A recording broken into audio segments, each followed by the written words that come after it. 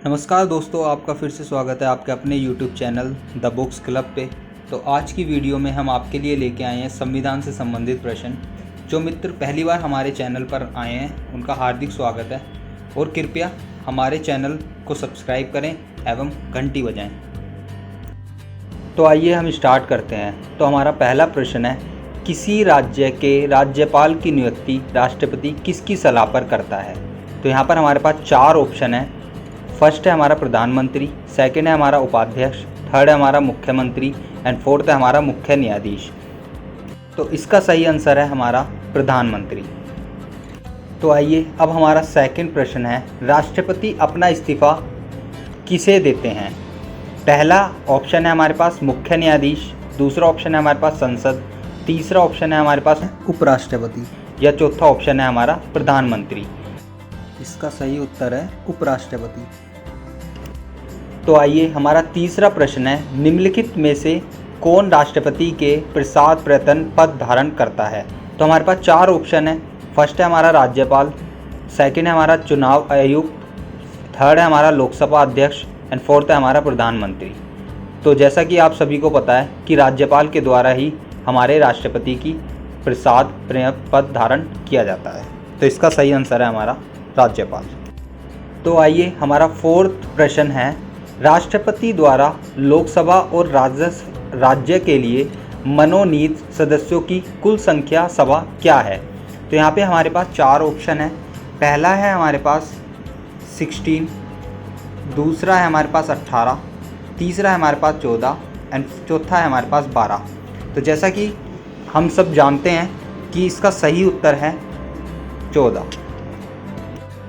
तो आइए अब हमारा पांचवा प्रश्न है, निम्नलिखित में से कौन सी नियुक्ति भारत के राष्ट्रपति द्वारा नहीं की जाती? तो यहाँ पे हमारे पास चार ऑप्शन है।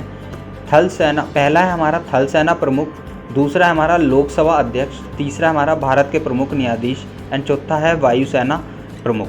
तो इसका सही आंसर है हमारा लोकसभा अध्यक्ष। लोकसभा अध्यक्ष की नियुक्ति राष्ट्रपति द्वारा नहीं की जाती। अब है हमारा छठा प्रश्न। तो छठा प्रश्न है हमारा, एक व्यक्ति जो संसद का सदस्य नहीं है उसे राष्ट्रपति द्वारा मंत्री के रूप में नियुक्त किया जा सकता है, उसके लिए अधिकतम अवधि क्या होगी? तो यहाँ पे हमारे पास चार ऑप्शन है। पहला है 9 महीने, दूसरा है 3 महीने, तीसरा है 12 महीने एंड चौथा है 6 महीने। तो अकॉर्डिंग टू क्वेश्चन तो इसका हमारा सही आंसर है 6 महीने। 6 महीने से ज़्यादा की अवधि के लिए वो नियुक्त नहीं कर सकता। तो सातवां प्रश्न है हमारा, यदि किसी देश में राजशाही का कार्यकाल होने के साथ साथ संसदीय रूप भी होता है, सरकार इस सम्राट को क्या कहा जाएगा? तो हमारे पास चार ऑप्शन हैं इसके। पहला है राज्य के प्रमुख, दूसरा है मंत्रिमंडल के प्रमुख, तीसरा है सरकार के मुखिया एंड चौथा है हमारे पास सरकार और राज्य दोनों के प्रमुख। तो इसका सही उत्तर है पहला, राज्य के प्रमुख। तो आठवां प्रश्न हमारे पास है, राज्यसभा को विधान परिषद से अलग करने वाली एक विशेषता है। तो यहाँ पे हमारे पास चार ऑप्शन है। पहला है हमारा महाभियोग की शक्ति, दूसरा है हमारा अप्रत्यक्ष चुनाव, तीसरा है सदस्यों का नामांकन और चौथा है सदस्यता का कार्यालय। तो इसका सही उत्तर है की शक्ति से हम राज्यसभा को विधान परिषद से अलग कर सकते हैं। तो नौवां प्रश्न है, निम्नलिखित में से किसके पास सार्वजनिक धन के व्यय को स्वीकार करने का अंतिम अधिकार है? तो यहाँ पे हमारे पास चार ऑप्शन है। पहला है वक्ता, दूसरा है राष्ट्रपति, तीसरा है प्रधानमंत्री और चौथा है संसद। तो यहाँ पे हमारा सही ऑप्शन है संसद। संसद के पास ही अंतिम अधिकार है सार्वजनिक धन के व्यय को स्वीकार करने का। 10वां प्रश्न हमारे पास आता है। तो 10वां प्रश्न है हमारा, भारत के राष्ट्रपति के खिलाफ महाभियोग की कार्रवाई कौन शुरू कर सकता है? तो यहाँ पे हमारे पास चार ऑप्शन है। पहला है संसद का कोई भी सदन, दूसरा है कोई भी विधानसभा, तीसरा है केवल लोकसभा एंड चौथा है राज्यसभा। तो इसका सही उत्तर है हमारे पास संसद का कोई भी सदन। संसद का कोई भी सदन राष्ट्रपति के खिलाफ महाभियोग की कार्रवाई को शुरू कर सकता है। 11वां प्रश्न है हमारे पास, राज्यपाल के रूप में नियुक्ति के लिए न्यूनतम आयु क्या है?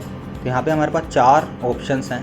पहला है 35 वर्ष, दूसरा है 40 वर्ष, तीसरा है 25 वर्ष और चौथा है 30 वर्ष। तो यहाँ पे हमारा सही उत्तर है 35 वर्ष। 35 वर्ष राज्यपाल की नियुक्ति के लिए न्यूनतम आयु है। हमारा 12वां क्वेश्चन है, एक राज्य के मुख्यमंत्री किसके लिए जिम्मेदार हैं? तो यहाँ पे हमारे पास 4 ऑप्शन है। प्रधानमंत्री, दूसरा है राज्यसभा, तीसरा है विधानसभा और चौथा है राज्यपाल। तो इसका सही उत्तर है विधानसभा। 13वां क्वेश्चन है हमारा, भारत का राष्ट्रपति कितनी बार अपने पद के लिए फिर से चुनाव की मांग कर सकता है? तो यहाँ पे हमारे पास 4 ऑप्शन है। 1 बार, दूसरा है 3 बार, तीसरा है 2 बार, चौथा है कितनी बार। तो इसका सही उत्तर है कितनी बार। राष्ट्रपति कितनी बार चुनाव के लिए मांग कर सकता है। तो यहाँ पे 14वां क्वेश्चन है हमारे पास, निम्नलिखित में से किसके पास भारत संघ के भीतर एक नया राज्य बनाने की शक्ति है? तो यहाँ पे हमारे पास 4 ऑप्शन है। पहला है लोकसभा अध्यक्ष, दूसरा है राष्ट्रपति, तीसरा है प्रधानमंत्री और चौथा है उच्चतम न्यायालय।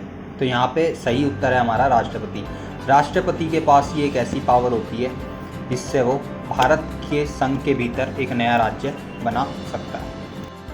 और 15वां प्रश्न है हमारे पास, क्या प्रधानमंत्री राष्ट्रपति को उन मामलों पर सलाह देने के लिए बाध्य है जिन पर उनकी सलाह मांगी जाती है? तो यहाँ पे हमारे पास 4 ऑप्शन है। यदि मंत्रिपरिषद ऐसा चाहती है, दूसरा है हाँ, तीसरा है नहीं, चौथा है हमारे पास यह विकाधीन है। तो इसका सही उत्तर है हमारे पास हाँ, प्रधानमंत्री राष्ट्रपति को उन मामलों पर सलाह देने के लिए बाध्य है जिन पर उनकी सलाह मांगी जाती है। दोस्तों आज के लिए इतना ही। Thanks for watching this video.